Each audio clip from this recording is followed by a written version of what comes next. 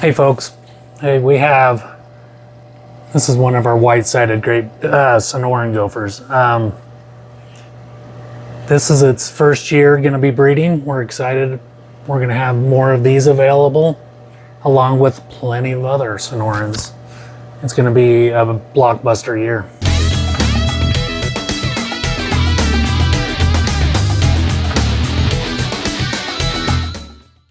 Recently, we went out on a limb a little bit. We declared gopher snakes the best snake in the hobby to have as a pet. They check all the boxes. There's no box they don't check. The last couple of weeks, we've told you about Great Basin gophers. We have told you about San Diego gophers. What's on tap for this week? We got Sonorans. Sonorans. Now, we're going to pull up a range map here. We'll show you, but this is primarily through the Southwest and into Mexico. And I mean, bull snakes generally maybe a little bigger than Sonorans, but as far as gophers go, I mean, these are the big boys. This is short only to bull snakes in terms of relative size. They really rival bull snakes in a lot of areas.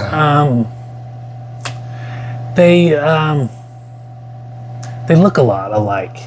They're like a lot of experts. If they don't have, like, even myself or John Ginter will drop a few big time names, like have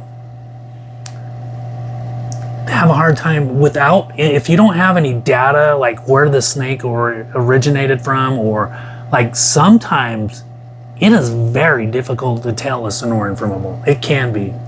Well, and just a little teaser here for the end of the year. We've been promised by the end of the year, but we've had some promises come and go. But we're going to be speaking to a biologist that's doing a completely new DNA-based phylogeny of Pituophis.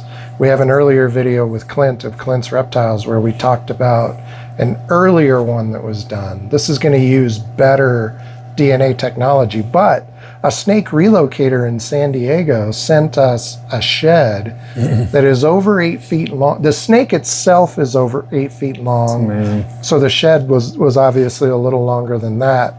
But we have looked at a bunch of photos and we've, got the opinion of another person or two. We think it's a Sonoran gopher.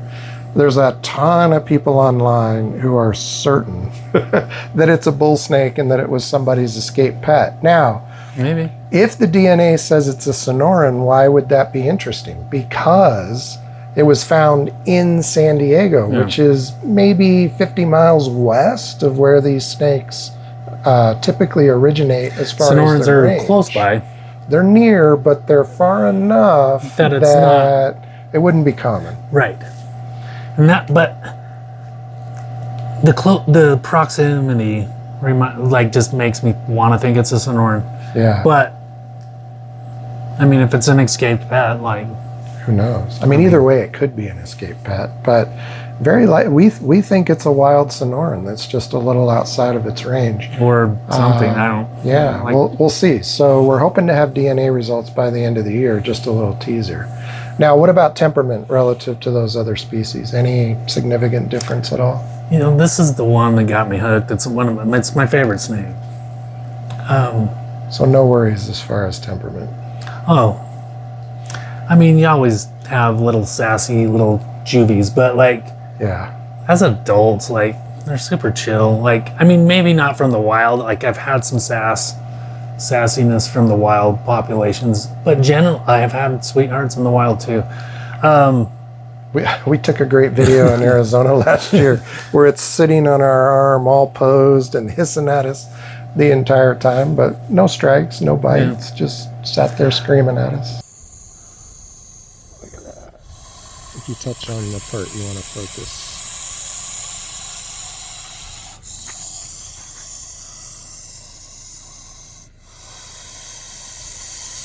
Yeah, I mean, I have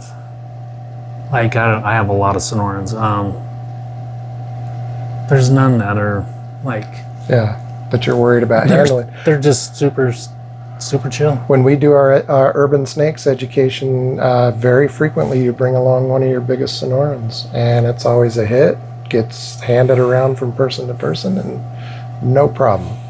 All right, we're gonna dive into the morphs, and let's go show everybody what you've got and kind of the range of what Sonorans look like. Yeah, so a Christmas meeker. This is a meeker, obviously, the patterning, but usually meekers are burnt, dirty, kind of orange, browns. Look at these vibrant, and it's still in work in progress, but the Christmas Mountain locality was added to this. That's why we call it a Christmas meeker. The Christmas Mountain adds the color. So that's where we're getting our color. We may inject more color again from a different unrelated animal as well into the bloodline.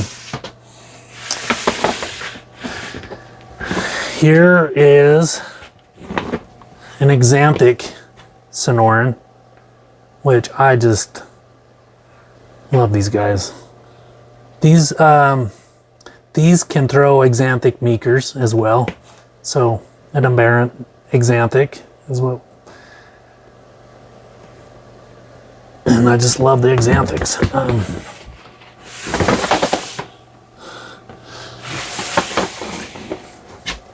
These are my, I love these guys.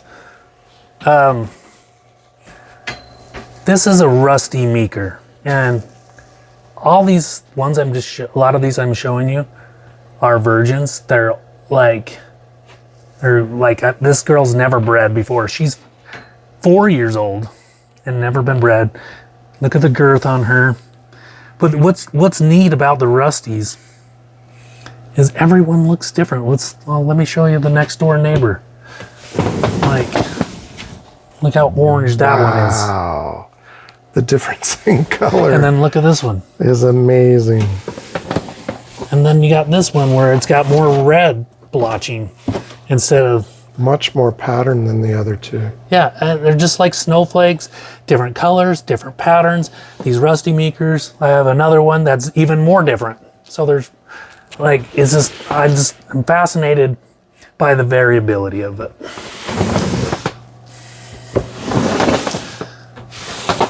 There's an albino meeker, similar to the rusty, but look at dark eyes,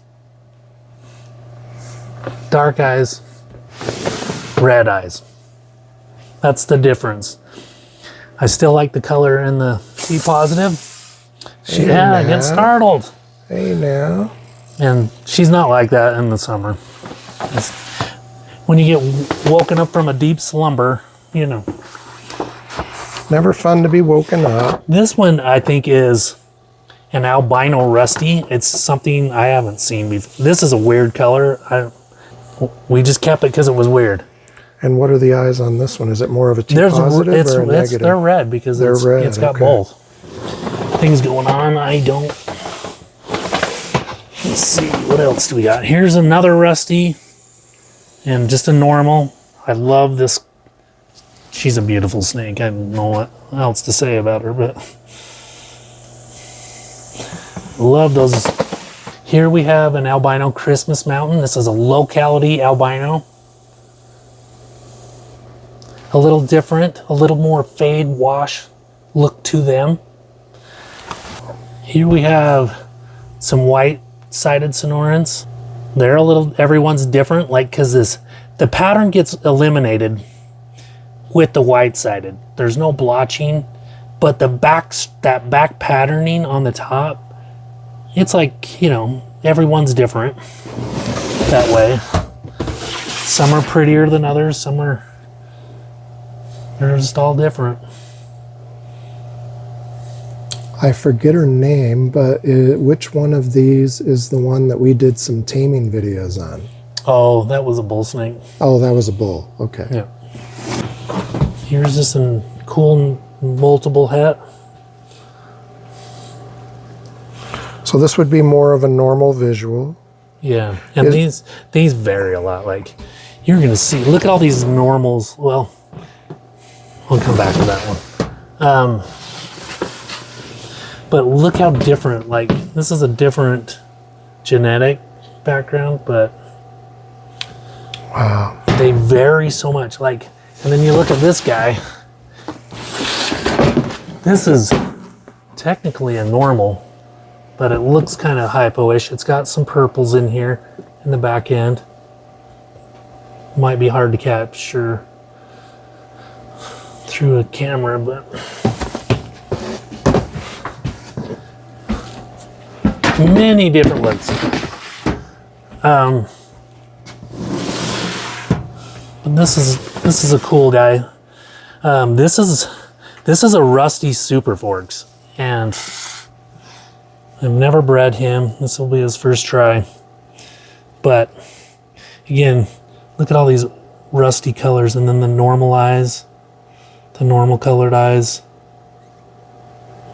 But you get all this cool blushing that comes out on these Super Forks. Even that background color is amazing. Yeah, like it kind of looks yellow. It kind of looks orange. Well, so this is what I call the orange phase. I have a yellow phase that's like super yellow. And naturally, they're just going to be variable.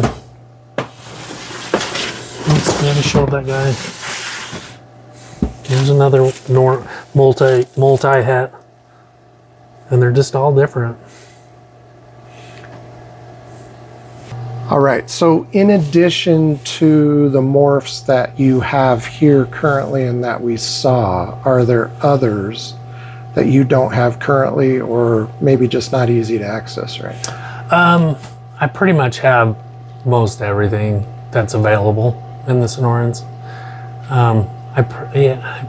You know, there might be something small or something, but like I know there was a patternless that was, I think was a recessive trait. It's not the Super Forks where it's a co-dominant or incomplete dominance. Is there anything missing in the Sonorans that you'd love to be able to find and add? Yeah, yes. We can't create a snow Sonoran because we don't have an anery. We have an axanthic, but we don't have an anery. So when you do an axanthic to albino, it goes straight to patternless blizzard. It's a white snake with nothing. So it really gives it a blizzard look. It's probably not a true blizzard in terminology, but it gives it that look.